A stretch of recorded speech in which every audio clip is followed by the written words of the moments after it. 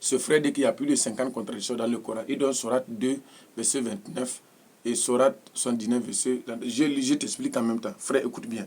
Sourate 79, verset 27 à 30.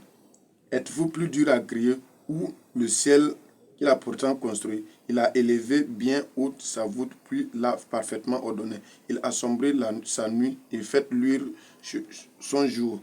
Et quant à la terre, après cela, il attendit. Frère, Allah subhanahu wa ta'ala dit, êtes-vous dur à crier? Parce que les mécréants ne croient pas qu'Allah peut le ressusciter. Il dit que quand tu meurs, c'est fini, c'est fini.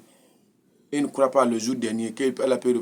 Allah subhanahu wa ta'ala dit que et toi-même, tu étais dur à crier, mais pourtant je t'ai crié. Toi avec le ciel là-haut. Normalement, c'est le ciel qui serait dur à crier, non? Mais il a pourtant crié le ciel. Ce n'était pas Dieu pour lui. Ce n'est pas pour te ramener à la vie là, qui serait Dieu. Et il dit qu'il ne croit pas. Il croit seulement qu'elle a les ancêtres. Quand tu meurs, c'est fini, c'est fini. Il ne croit pas en Allah, il ne croit pas le messager. Allah subhanahu wa ta'ala pose la question comme ça les mécréants. Tu as bien compris. Hein?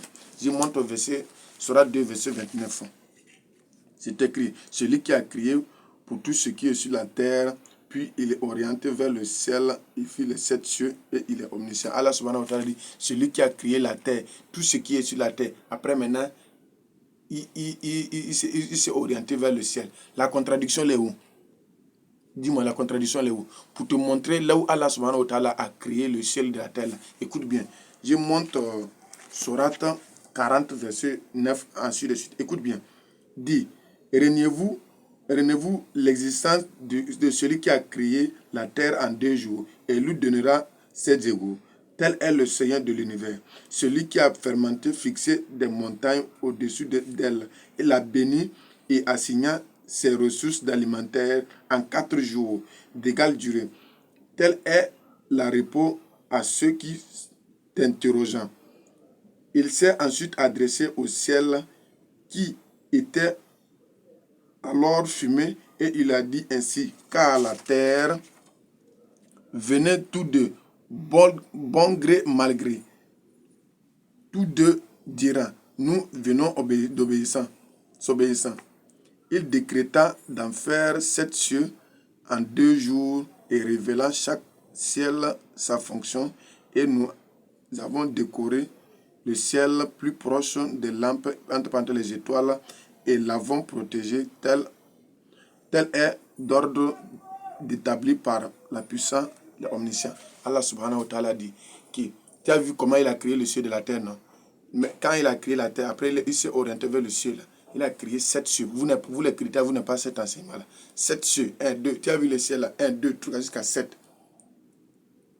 Les ciels que nous voyons, il a décoré ça par les lumières, la lampe, entre les étoiles. Tu vois le ciel, la terre, le ciel là. Ça c'est le premier ciel. Quand tu veux monter le deuxième ciel là, la distance là c'est comme ça encore. Mais vous les chrétiens, vous n'avez pas cet enseignement là. Tu as vu? Bon, Allah subhanahu wa ta'ala dit ici, écoute bien, Sourate 4, verset 82. Ne médite-t-il pas sur le Coran? S'il provenait d'un autre qu'Allah, il trouverait certes mais contradiction. Allah subhanahu wa ta'ala, si le Coran là il venait d'un autre Dieu là aussi, il y aura les contradictions. Les contradictions les où? Frère, c'est vraiment dur, hein?